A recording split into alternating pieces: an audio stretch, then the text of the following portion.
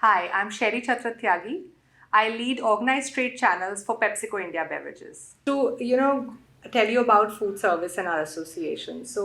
Um, PepsiCo considers food service channel as a very, very integral part of its ecosystem, right? And this is because 50% of our beverage consumption occasions are actually in the out of home, right?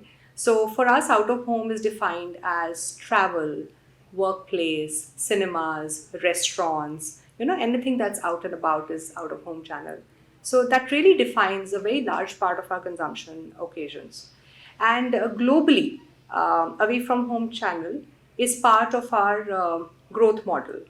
Coming to India, likewise, we've really built this channel as a channel of strength for us.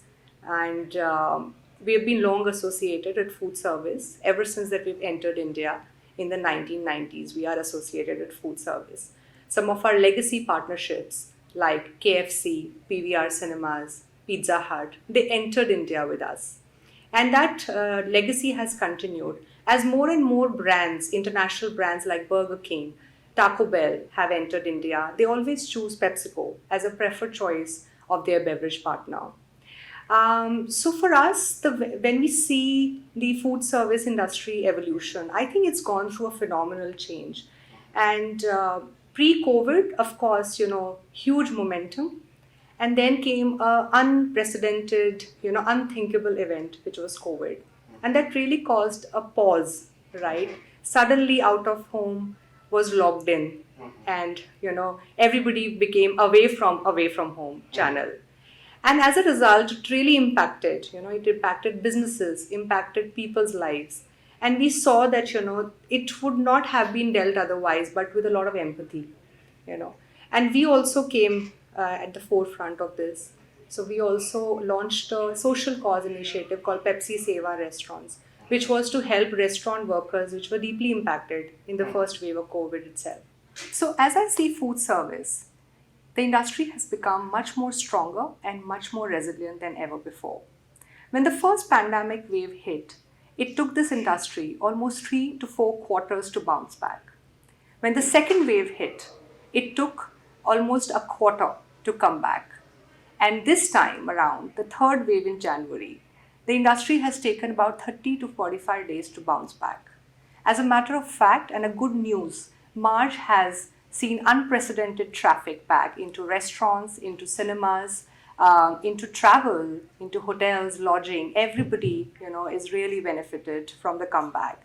And there is news that the growth is above 2019 pre-COVID numbers. So that's really shows that consumers are really looking for coming out and suggests that the growth here on is going to be much, much, much stronger. Trends that I, feel that are really emerging is number one, about the resilience that I said, there is this massive pent-up demand of consumers, which is visible now, right? As you can see people out and about and really enjoying themselves. I think occasions like IPL, festivals, getting together with friends and family has found a new meaning. So as restrictions go down, that's the first thing people want to do. And that's what we are seeing now. So this is really the perfect summers, the perfect IPL. People have been waiting for last 2 years. And brands which are in food service world are really leveraging these occasions to the best by really creating occasion-led properties. We are looking at, for example, the food mania that is created by aggregators, or some of the curated menus around Holi, around Diwali, around IPL. I think that's fantastic innovation that we are seeing, and occasions are being leveraged. The number two trend that we are seeing is really trust, and therefore the rise of organized food service over unorganized food service. So we are seeing a lot of transition. And what makes us believe so is that, we are seeing that consumers are trusting brands more than ever, right? And they want standardization, they want consistency. And that's why they are trusting not only global, but also some of the homegrown brands. The second thing is that, we are seeing an unprecedented adoption for digital e-commerce, right? So I think COVID, what it has done is that because of lockdown, people have really adopted e-commerce like never before. Also, there are payment gateways that have got created, right? There's infrastructure. And then there is this entire app-based economy that has come into play, right? So all the food service brands which have adopted this digital transformation and are at the forefront of it are really benefiting it. And we are seeing that.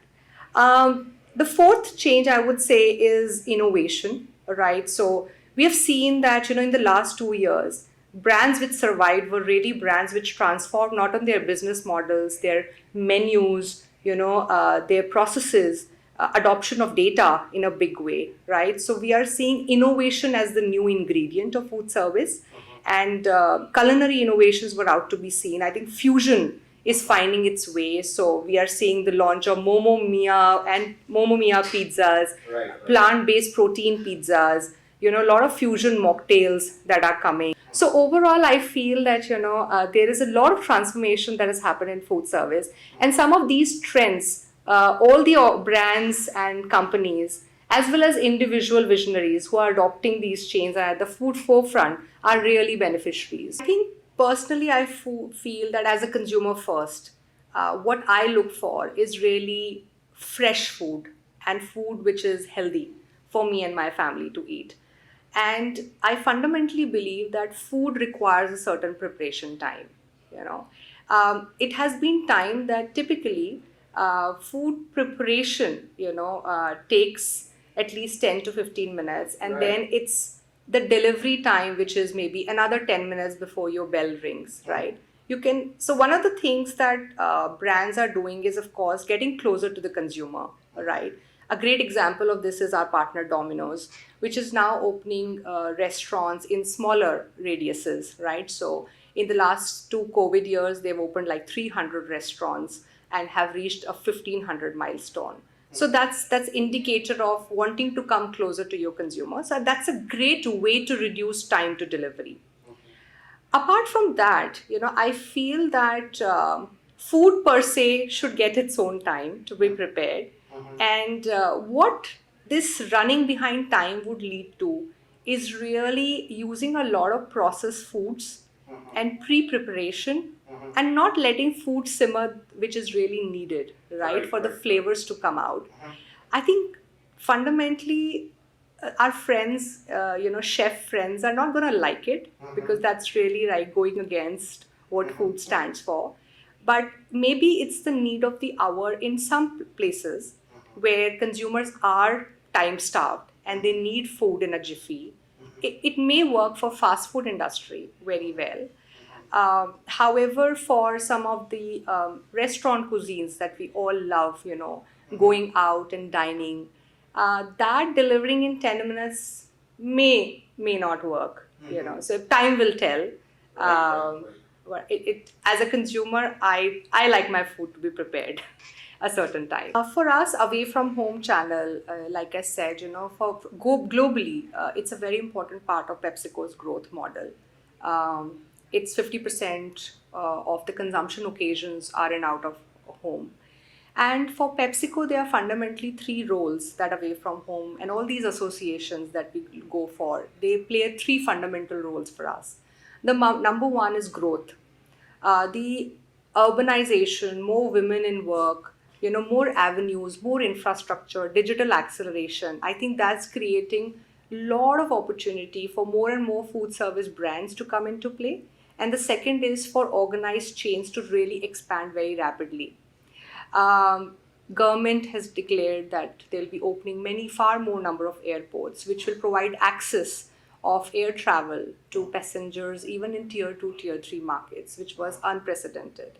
So all of this would mean that growth avenues for anybody who is associated with food service companies really, become bigger. And so India is not a saturated market. India is really at a cusp of growth. And that's the boom that we are seeing, right? More and more players are also entering India. So this is really the time for India. So number one role that it plays is growth.